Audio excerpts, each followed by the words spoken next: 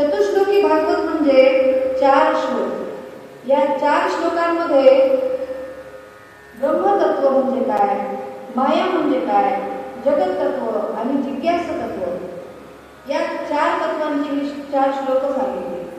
मग आता ब्रह्मतत्व, माया तत्व, जगत तत्व आणि जिज्ञासा तत्व या अत्यंत महत्त्वाच्या 4 गोष्टी आपल्याला जाणून घ्यायच्या आहेत त्याच्यामध्ये। आणि हे चतुश्लोकी भागवताचे 4 श्लोकही आपल्याला समजून घ्यायचे। या चतुश्लोकी भागवतामधला हा पहिला श्लोक, अहमेवा समेवाग्रे नान्यद्यत् सदसत्परं पश्चादहं यदेतच्च यो वशिष्येत सोऽस्म्यहम्। अहमेवा समेवाग्रे नान्यद्यत् सदसत्परं।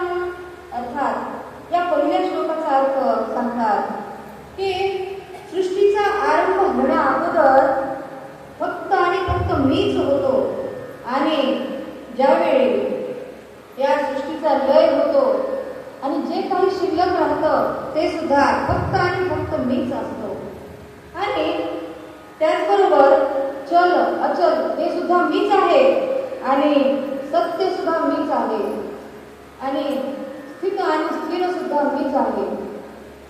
आणि प्रलय आल्यानंतर आणि प्रलयाच्या नंतर जे काही सृष्टीमध्ये शिल्लक राहतं ते सुद्धा मीच आहे असं या पहिल्या श्लोकामध्ये सांगितलं गेलं।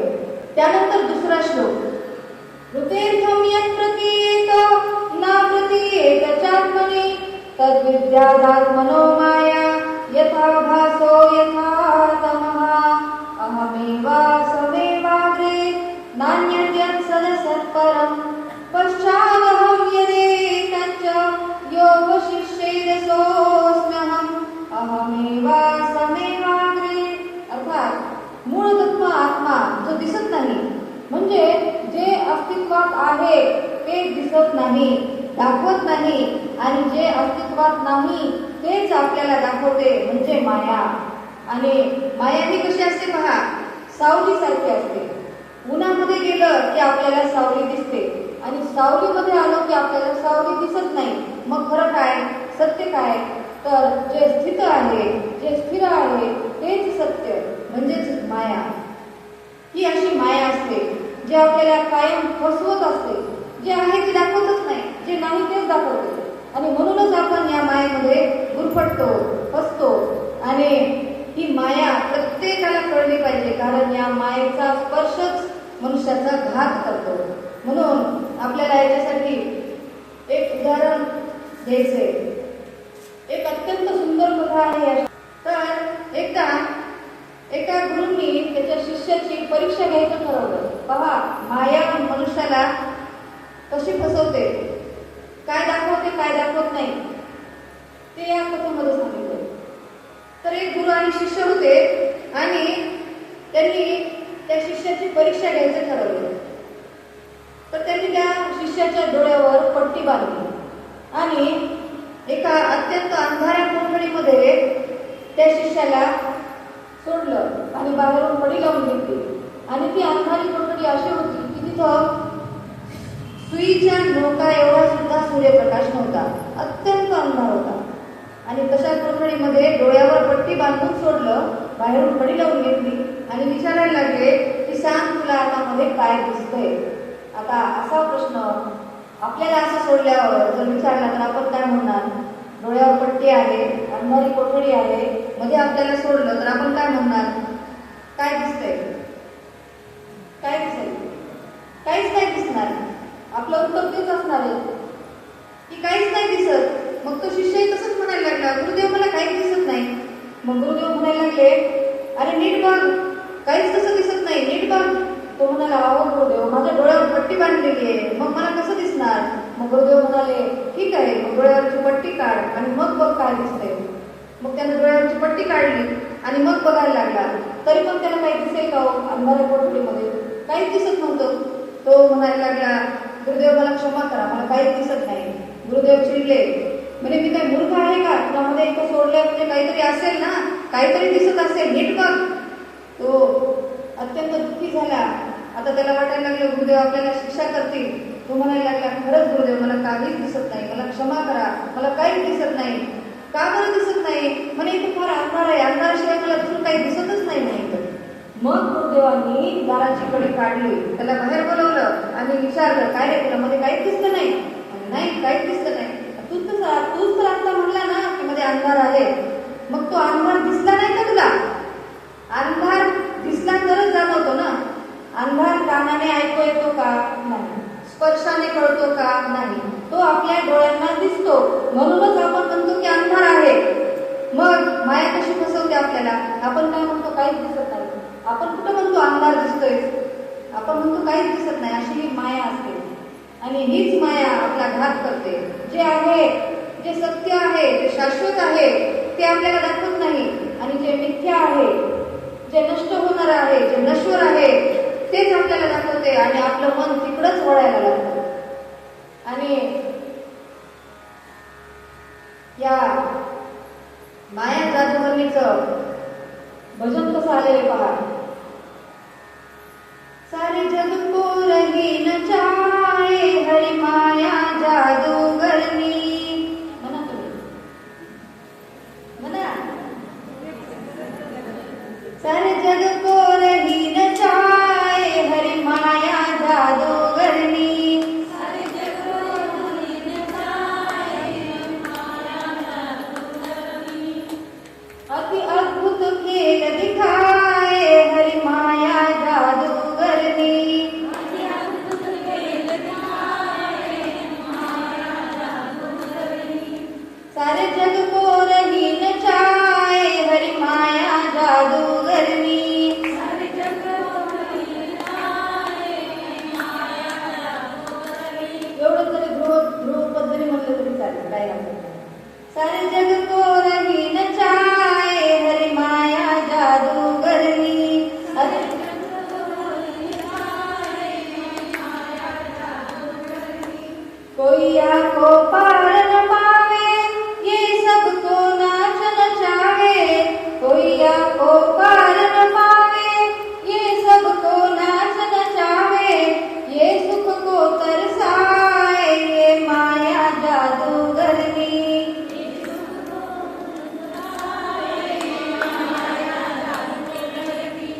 सारे जग को रही न चाहे हरि माया जादूगरनी.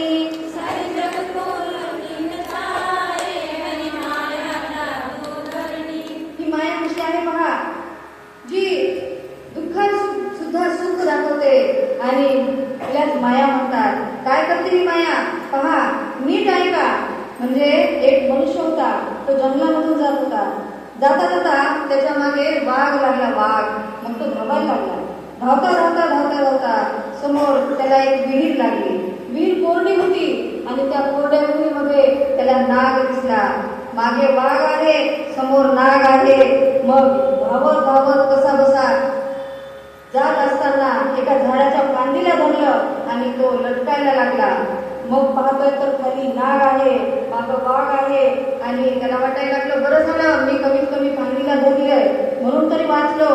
पण बरं पाहतोय तर काय, फांदीला सुद्धा दोन उंदरं कुरतडत होते आणि कधी ती फांदी तुटेल आणि कधी प्राण जातील याचं सुद्धा काही सांगता येत नव्हतं. आणि अशा परिस्थितीत सुद्धा पहा, लक्षात ठेवा, मागं वाघ आहे, खाली नाग आहे आणि फांदीला दोन उंदरं कुरतडत आहेत. आणि अशा परिस्थितीत सुद्धा त्या माणसाचं लक्ष झाडावर असलेल्या मधाच्या पोळ्याकडे गेलं आणि त्या मधाच्या पोळ्यामधून मधाचा एक थेंब बाहेर येताना त्याला दिसला. तो मनात विचार करायला लागला, असंही जायचंय तसंही जायचंय, मधाचा थेंब साठून जाऊ. आणि पहा, म्हणजे कसं होतं, हे जे दोन उंदरं आहेत ते दोन उंदरं म्हणजे रात्र आणि दिवस जे आपल्या जीवनाचं आपलं आयुष्य कमी करत आहेत. आणि वाघ आणि नाग म्हणजे काळ आपल्या मागे लागलेला आहे. तरी सुद्धा अशा अवघड परिस्थितीत सुद्धा जायचा क्षण आपल्या समोर आहे, तरी सुद्धा आपल्या मनामध्ये काय येतं, थोडा मध चाटून जाऊ. म्हणजे काय आहे, आपण कशाकडे लक्ष देतो, देवाचं नाव तोंडात येतं का? नाही. म्हणजे हीच काय आहे, माया. हरी माया जादूगरनी. जब बंधन कोई सूझे तब जाए संत से पूछे, जब बंधन कोई सूझे तब जाए संत से पूछे, बचने को कौन पाए हरि माया जादूगर में।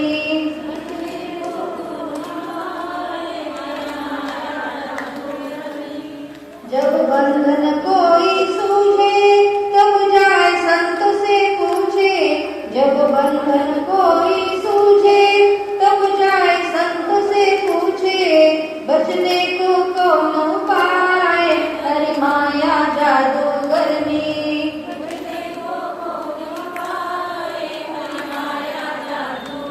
म्हणजे पहा, जेव्हा काही सुचत नाही त्यावेळेस आपण काय करतो, संतांकडे जातो आणि त्यांना विचारतो, वाचण्याचा काही उपाय आहे का सांगा, शास्त्र काही सांगतंय का सांगा, आणि तिथं आपण विचारायला जातो पण त्यांचंही आपण ऐकत नाही, अशी ही माया जादूगरणी। जो राम नाम मुख बोले सोया सो निर्भय डोले, जो राम नाम मुख बोले सोया सो निर्भय डोले, ये गुरुवर राज बताए हरि माया जादूगर ने।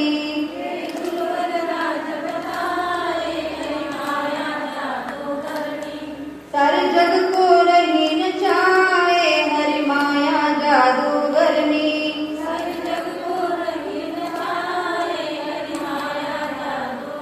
म्हणजे ज्यावेळी आपण संतांकडे जातो त्यावेळी संत आपल्याला काय सांगतात, रामनाम घ्या, भगवंताचं नाव घ्या, आपल्या मुखामध्ये फक्त भगवत चिंतन असू द्या, हे संत आपल्याला सांगतात, पण त्याचा आपल्याला विसर पडतो, कारण हरि माया जादूगरनी। आणि नहीं और कछु बस मेरो मैं हरि चरणन को चेलो, नहीं और कछु बस मेरो मैं हरि चरणन को चेलो, नहीं और कछु बस मेरो मैं हरि चरणन को चेलो, तेरी कृपा पे बलि बलि जाए हरि माया जादूगरनी। सारी जग को रहीन चाहे हरि माया जादूगरनी।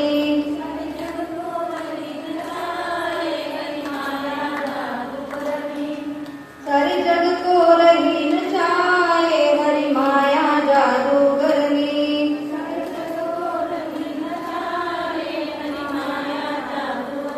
अशी ही माया, हे माया तत्व सांगितलं दुसऱ्या श्लोकामध्ये। आणि खरोखरच आपल्या जीवनाचं अकल्याण जे होतं ते या मायेमुळेच होतं। प्रत्येकाला ही मायाच लक्षात आली पाहिजे। आणि ही माया म्हणजे काय आहे हे प्रत्येक वेळी आपण सतत विवेक बुद्धी जागृत ठेवून लक्षात ठेवलं पाहिजे की आपण याच्यामध्ये फसतोय का। सतत आपलं आत्मचिंतन केलं पाहिजे की कुठं धोका होईल, काय होणार आहे पुढं। आपली सतत विवेक बुद्धी जागृत ठेवून कायम या मायेपासून लांब राहण्याचा प्रयत्न केला पाहिजे, कारण पावलं पावली ही मायाच आपल्याला फसवत असते।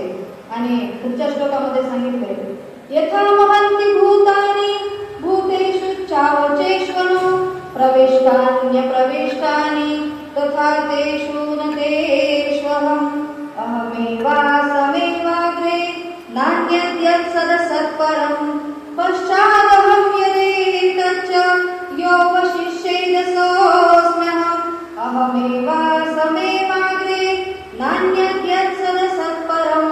अर्थात जिस प्रकार पंचमहाभूत पृथ्वी जल अग्नि वायू आकाश म्हणजे ज्याप्रमाणे या सृष्टीच्या लहान मोठ्या सर्व ठिकाणी स्थित असतात, पण सर्वांमध्ये असून सुद्धा जे वेगळे दिसतात ते भगवान असतात। म्हणजे सगळीकडे आहेत परमात्मा, पण ते आपल्याला दिसतात का, दिसत नाही।